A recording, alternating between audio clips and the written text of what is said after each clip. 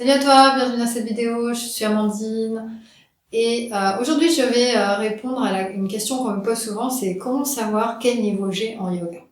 Effectivement, c'est une question qui est vraiment pas facile.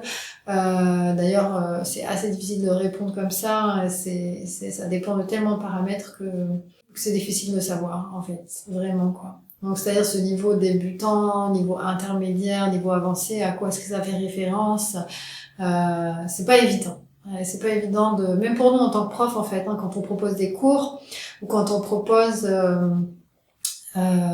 des retraites par exemple de yoga, hein, c'est-à-dire des stages sur plusieurs jours, c'est difficile de poser un cadre de niveau en fait. Voilà. Alors pourquoi? Parce que donc il y a la partie, donc il y a plusieurs parties, hein, donc il y a la partie physique, il y a la partie tout ce qui va être énergétique aussi, hein, puisque la partie physique c'est dans le yoga, c'est un peu comme la partie visible de l'iceberg au final. Elle prend beaucoup de place. Elle prend beaucoup de place dans le monde en général.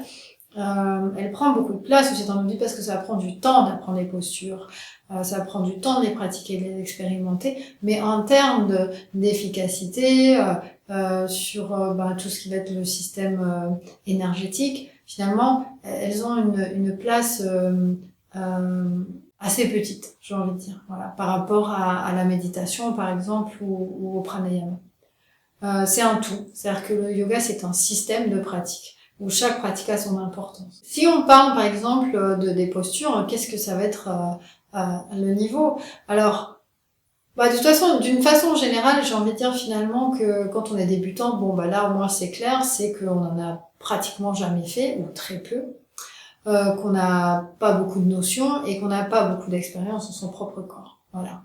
Et j'ai envie vraiment d'insister sur un point, c'est que souvent on pourrait penser que les niveaux débutants, intermédiaires, avancés, ils ont un rapport avec la flexibilité du corps, la souplesse. Et en fait non.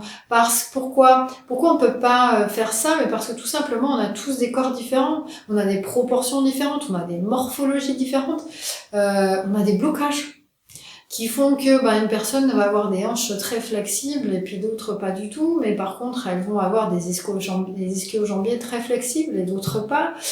Donc chaque personne va pouvoir faire certaines postures.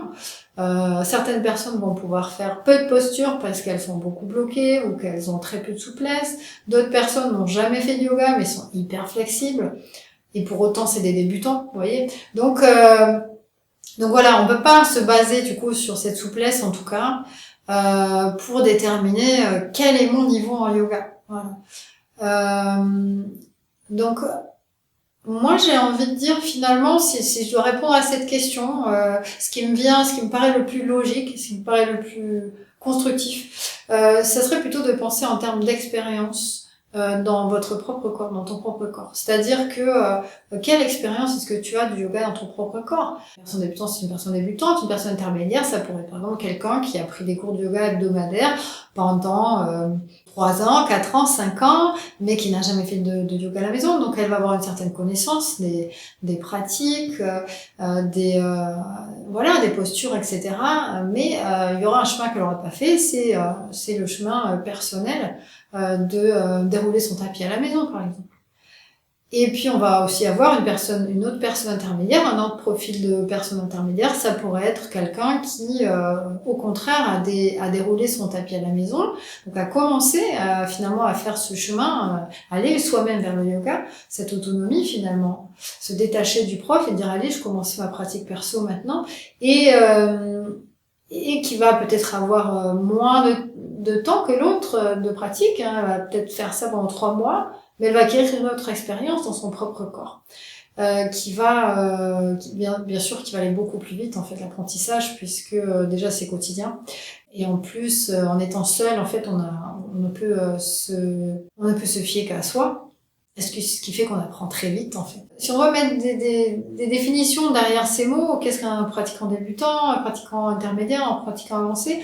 Moi, je dirais plutôt que c'est en relation avec l'expérience que vous avez du yoga, vous, dans votre propre corps, dans votre propre histoire de vie. Voilà. Est-ce que vous avez beaucoup pratiqué ou pas? Est-ce que vous avez, voilà, est-ce que vous avez d'expérience dans, par exemple, plutôt la partie physique, ou est-ce que c'est plutôt dans la partie méditation? Vous voyez, il y a ça aussi, c'est-à-dire qu'est-ce que vous avez pratiqué, ou qu'est-ce que vous pratiquez. Donc on peut être complètement débutant dans les postures et très avancé en méditation. Vous voyez, donc voilà, c'est pas du tout évident de répondre à cette question.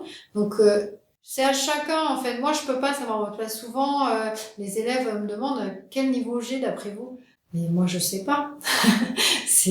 Moi, je peux vous expliquer. Je vais vous poser des questions qui vont pouvoir vous permettre à vous de vous placer sur cette échelle. Mais moi, j'ai pas la réponse à cette question, bien que vous qui l'avez. Voilà. Donc voilà, cette vidéo, c'était pour vous permettre justement de savoir où vous situez.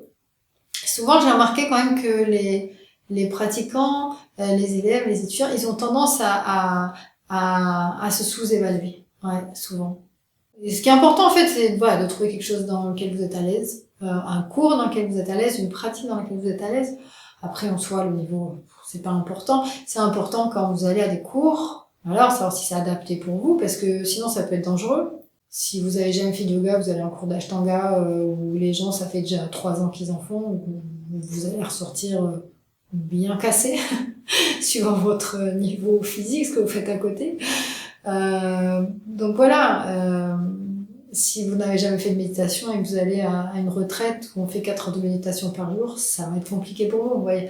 Donc c'est plutôt, j'ai envie de dire, c'est plutôt dans ces termes-là. Après, le niveau lui-même, c'est pas très important. On est tous à un moment donné, quelque part, sur le chemin. Et je crois que c'est important, c'est de trouver un endroit où vous allez à la fois pouvoir apprendre des choses et progresser, et à la fois vous êtes suffisamment confortable, où c'est adapté pour vous, quoi. Voilà, c'est ça. Voilà, j'espère avoir répondu à la question, et je te dis à bientôt dans une prochaine vidéo. Salut!